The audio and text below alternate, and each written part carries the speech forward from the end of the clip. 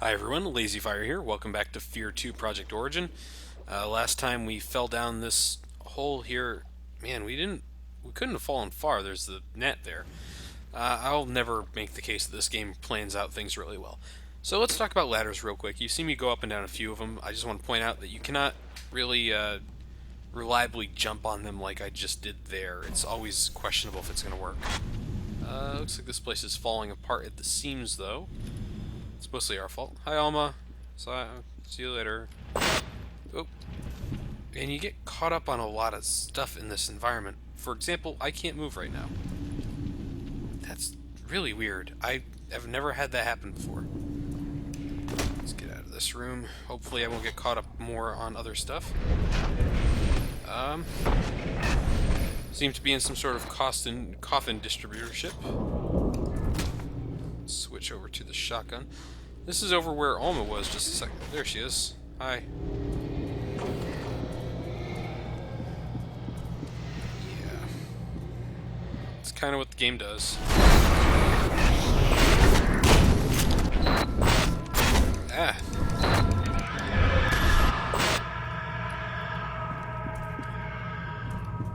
Right, so that was our first fending off Alma encounter. There will be multiple of those throughout the game, and it's not too difficult. All you have to do is hit a button and you'll stop her. Why Alma feels the need to attack you and help you at the same time is really beyond me, and it only gets more confusing. I've been looking over my data. I suspect what happened is that Alma became aware of you when you entered the TAC, and now she's drawn to you. You could even say she covets you. She's a coveter. You're like free pizza at an anime convention. She can smell you. She wants to consume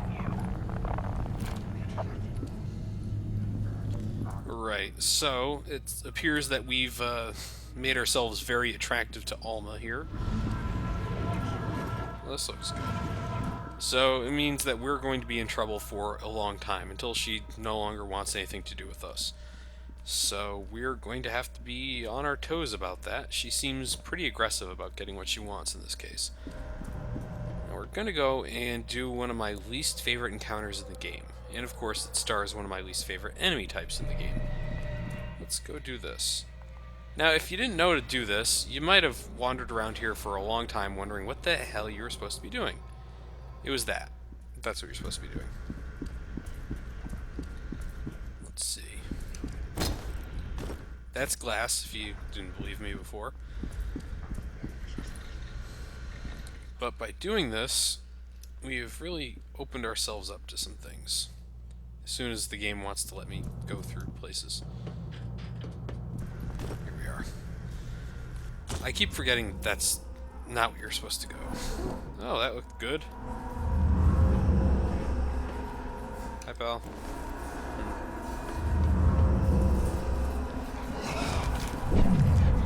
Where did he go?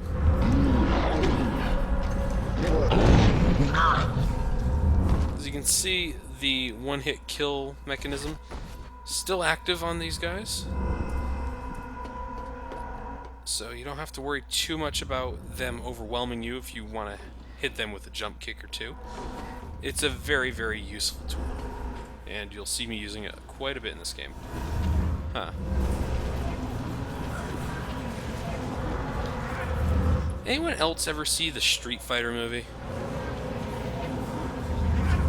Yeah. There we go. And just like fighting off Alma, you just bash a button until this guy dies. And as you can see, multiple are in this room. Now, one of the things I noticed that people were mentioning in the thread is when you fire on people in this game, enemies and other characters, they get this weird sparking going on, and that's actually more an effect of the slow motion making everything more intense than anything else. So I don't know if you really want to blame it on the game's visual design or anything like that, but you'll notice that when I... Shoot. I was going to try to prove a point here. There he goes. But when I fire in slow motion versus when I fire normally, all the effects are much more amplified. Alright, we're supposed to go up there, but first... Now, this is one of those things, I really should have mentioned this earlier, but there are going to be points in this game where you have to press and hold a button to activate something rather than just pressing it. And those are usually... Okay. I'm just stupid. This is the pipe we turned off right there. It leads in here. There's usually a booster for your slow motion in there. Just wanted to show it off. There are a few moments like that throughout the game, and it's kind of neat to see how they kind of put those together, the little puzzles as they exist in this one. Alright, here we go. I love meleeing doors open. That's just such a great little thing to do.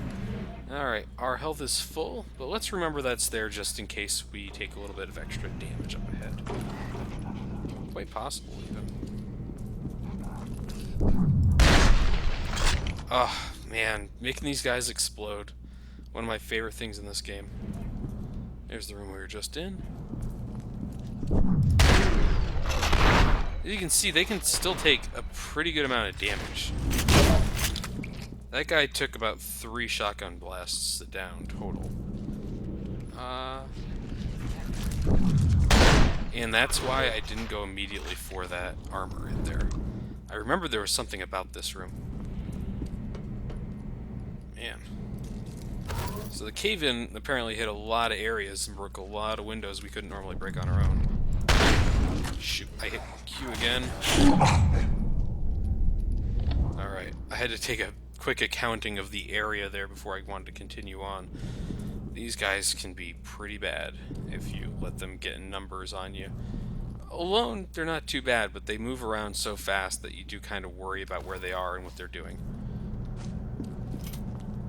Brought up the SMG once again. Why? Because I can. Actually, I was trying to blow that guy up, but it didn't quite work out.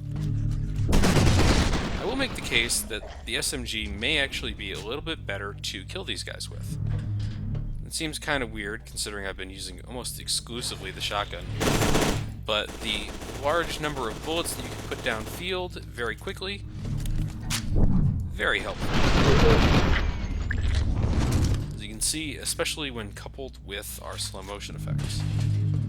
But we will switch back over to the shotgun. I just kind of wanted to give a quick preview of how that works, or well, a view.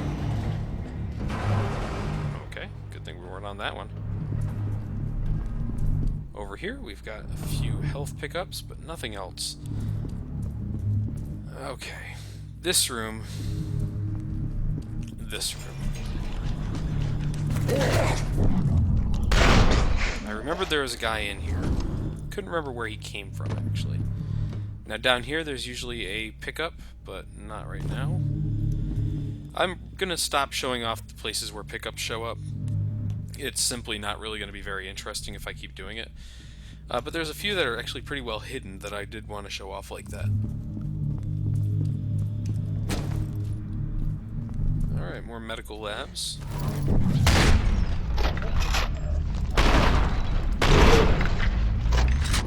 See how many shots that guy took? Alright, good. More shotgun ammo. God, making people explode.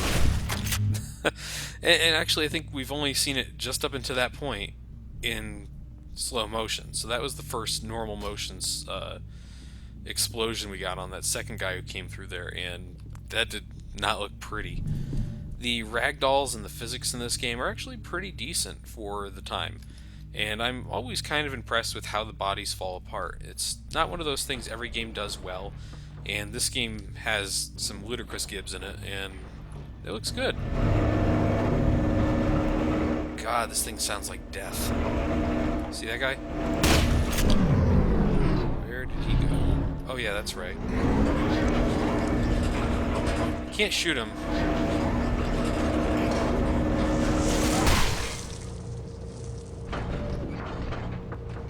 Yeah. This game is not gentle about gore at all. If you taken some damage. This would be a good spot, but you also get an assault rifle out of that. That looks bad. That looks really bad. There's a door up here, but I can't get through. So it looks like we've got one option.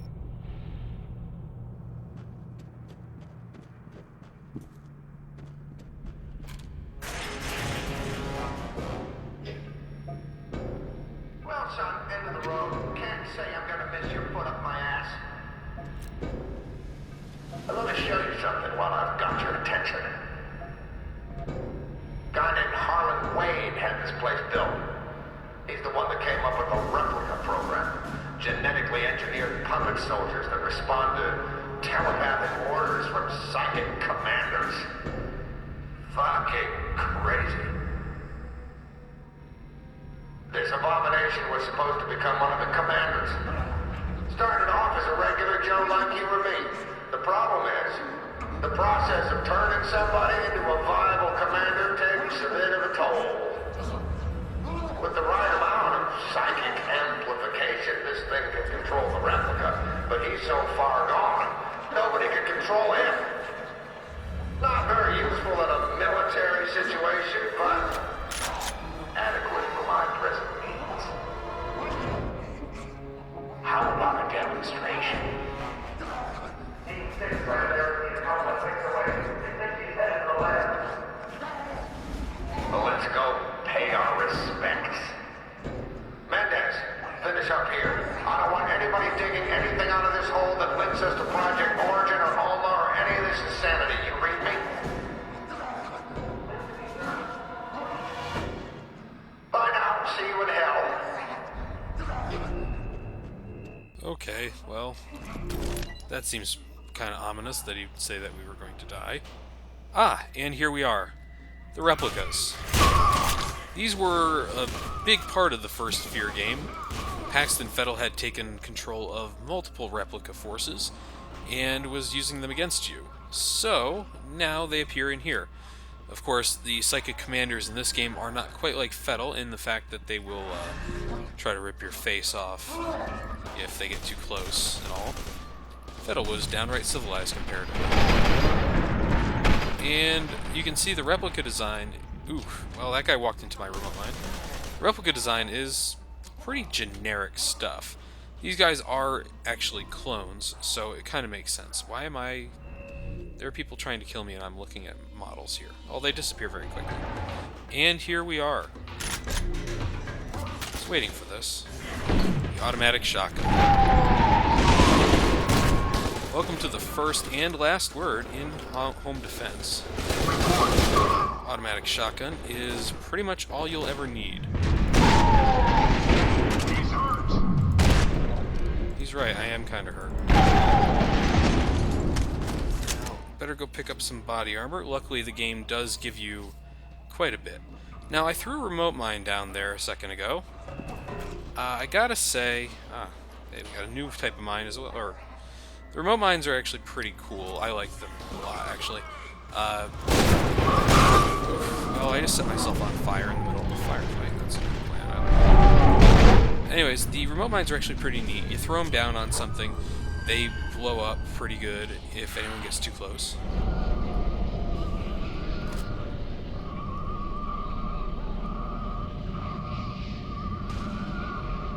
Oh.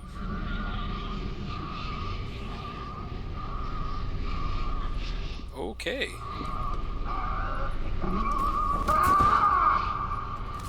Don't want him sneaking up on us. We're actually going to go and pick up some ammo here if we can. You can see my auto shotgun is already pretty low. Ah, and here's our way out. Anyways, the remote mines are actually pretty neat. You throw them down, people walk past them, they blow up. The problem is limited utility. Why am I walking around in the dark? The fact of the matter is that the mines do not really come into a lot of play simply because, well, there's not a lot of situations where you're going to be setting traps for people. It's just not really part of this game. And the coffins we saw earlier, we now know are replica soldier pods. Running over here real quick. we're going to get into some more firefights with replica soldiers here. Now, the big thing about the replicas is that while they look more armored than their ATC MOOC counterparts, they're not really any more powerful. I could take these guys out with a submachine gun still if I had to. I would rather use the assault rifle. A couple of reasons. One, it's just more reliable at a distance and mid-range encounters. Two, it's a lot more powerful in general, and you'll use fewer bullets, which is great. And three, the enemies are all going to be carrying them from now on, save for parts where you're fighting other people. Leave that to your imagination. So yes, the replicas will be our mainline enemies here. Good, I got him. Oh man, just knocking people out left and right here. Got more ammo. You can see that the auto shotgun has about 1 billion bullets in it, but here's the thing about the auto shotty. Oh, I like this little thing here. If you just walk on there, it stops everything. The thing about the auto shotgun is that it's not actually automatic. There's no automatic fire function. It's actually semi-auto. So it's a misnomer right off the bat. God, I'm trying to use stuff in the environment to kill you guys. But, my god, it reloads so fast. It does so much more damage. It has a much better range than the combat shotgun. I don't really care about the misnomer, because now I can just destroy things from a pretty decent distance. Now, I also picked up other grenades. You can see I have the shock grenade out here. I'll try to show that off in a moment. But there are multiple grenade types in this game. We've really only seen the frag grenades up until now, but I picked up shock grenades, like I said, and incendiary grenades, which I set myself on fire with earlier. Yeah, I'm not right. This room is kind of a mess. Let's see if we can get through it alive. There he is! Well, shock grenade didn't do anything to this guy. What we're doing now is called the tactical retreat. Good, this guy got hit. So, just like the guy I spin kicked in the combat training room, that shock grenade just basically turns these guys upside, into standing up targets. Now, you can get hit with shock grenades too. Of course, your own shock grenades will hurt you, but they will throw them as well. And you don't get the same effect. It's a little different, but it's still going to be a problem if you get hit with one. Now, I've also got the incendiary grenades. Obviously, those will set things on fire, one would hope. Right down there is a med kit, and usually there's some other stuff, but nope, don't want to go down there. Whoop. Okay, this game is being all sorts of screwy right now. So here we are with the lift and hold button. Yeah, sure, that lined up. Let's see. Nope, can't use the med kit. That's not good. So, you might be wondering if the psychic commander who had control of these guys when we were getting shot at by them is dead at the hands of Alma earlier. Who the hell is controlling these guys? That's a good question. I actually didn't understand that myself until pretty recently. I went and I checked it out, and what you're supposed to infer is that Alma took control of these guys. Or that either Alma is directly in control of them, or her release of psychic energy and being in the area is actually what triggers them to activate, and these guys are kind of autonomous right now. It's not really clear what's going on. Let's put it that way, I guess. Now, you can approach this room as I did up top, or you can take it from down below, fighting these guys on their level. I suggest fighting from up top. A couple reasons. One, better angle. Two, these guys don't have as much ability to throw stuff at you from up there, say grenades or something. So it's just a better fight for you up top, and it's no real hassle to get up there while they're dealing with the Armacam guys. You can just pop up there and start firing down on them. Okay, I'm actually pretty well stocked here. Okay. So that was an Armacam guy. Armacham? Armacham. I keep calling it Armacham. It's Armacham. Jesus, those things anger me. Check it out. Now, if you had a flashlight on here, these guys would have spotted you already. He's too fast. But because mine was off, I got one of them just before he could get out of the room. This is another set-piece fight we're walking into here. And hey, look, a pistol. See what I mean? When was the last time we saw one of those anywhere in the world? It's just, some weapons just completely fall out of favor for a little while in this game. It's not necessarily a bad thing. I think it's important that games vary up their arsenal for you, so you're not always doing the same thing over and over, or you're not switching between the same, like, 3 or 4 weapons. But what this game does is... Oh, sorry, you can hear the music kick in here. Listen to this.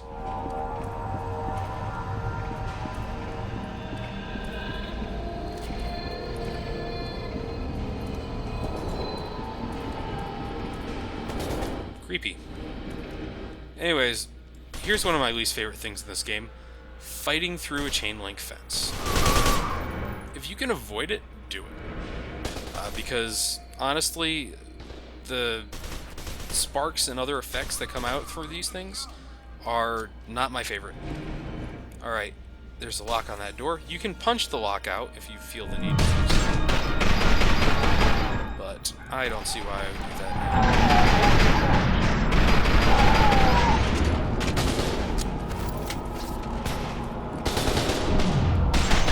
Yeah, you can see this is kind of a fight. Now, you have another option here. I'm going to pursue that option. If it maybe injures me or harms me, it doesn't matter. You can come over here. Goodbye. This is actually the way you're supposed to go, is to get over there. There we go. Good enough. So, you may wonder, looking at this, like, well, obviously I'm meant to go over there to get on top of this thing and then get over to that other platform. Well, the problem with that is that your jumping in this game is at once really bad, and second, not far enough. It is simply not far enough to make that jump. And I've wasted I don't know how long trying to make that jump in previous playthroughs of this game. I can tell you that I wasted at least 10 minutes in my last playthrough leading up to this LP. So, yeah. It was pretty bad. But look at all this stuff I got. And I can do this now.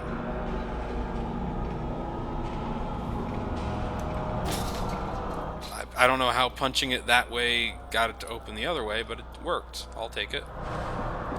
Let's switch up our grenade types. Now, I briefly showed this off in the first video, but yes, you do have this little menu here that tells you what you have, and what you can select and where it is. It's useful, I won't deny it, but it's not really helpful when you can just hit a button much faster than going into that menu. So I won't really be using it in this game. I might use it to check how many remote mines I have at any time, because those things are precious. You can hardly ever find them. It looks like a fight's going on down there.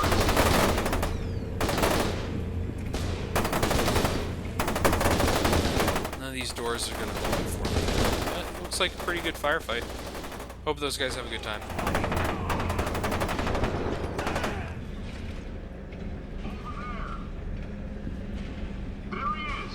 Okay, let's see if we can't get this time in, right? Nope.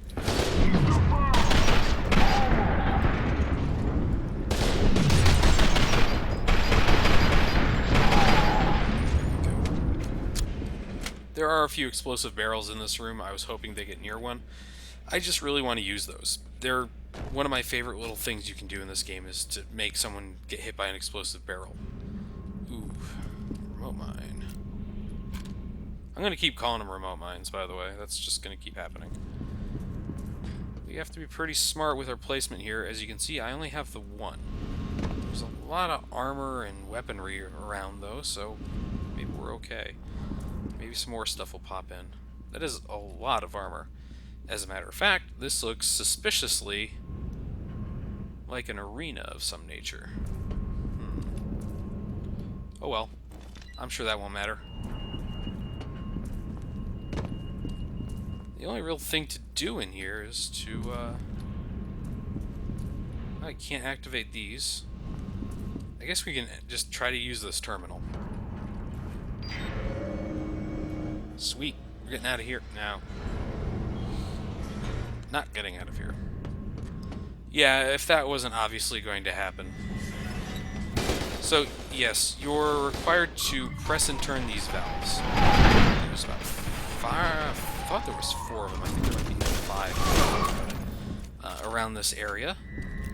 Obviously, you're going to get shot doing this. So, the easiest way to do this is also kind of the cheapest way. Some people are going to be like, well, you clearly have to go and try to activate as many of these as possible in a short amount of time as possible. No. Take your time. Shoot everyone. Wait until they're all dead. Activate the valve. Make sure they're all dead, though. That's a very important part of this whole thing. It's one valve down. What is over here? Hey, I'll take more shock grenades. 5 of those. Not bad. Of course, I still have my... There it goes. Proximity mine. I am now officially out of armor. Squad, check in. That's gonna hurt. But I'm going to be very stingy about my armor usage. It seems like it's kind of weird that I would say that, but I don't want to just go picking up armor at random if I don't need it at that moment. Why? Because of this motherfucker.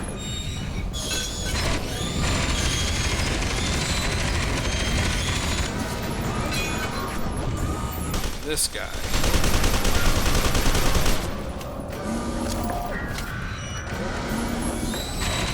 This is a powered armor.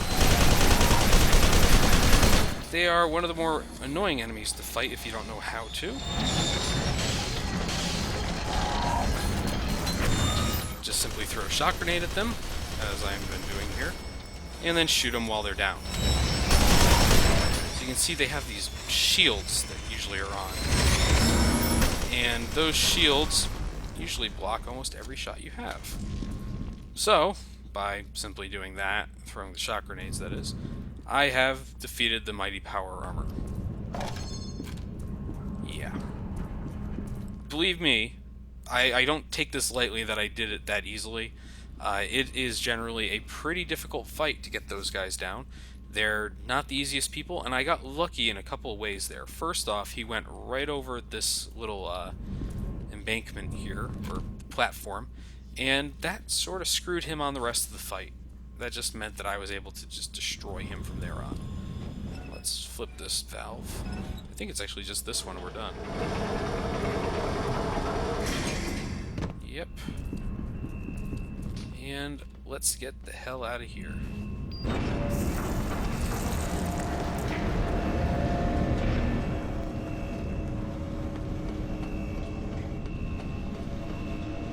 Todd, I've got something on the data net.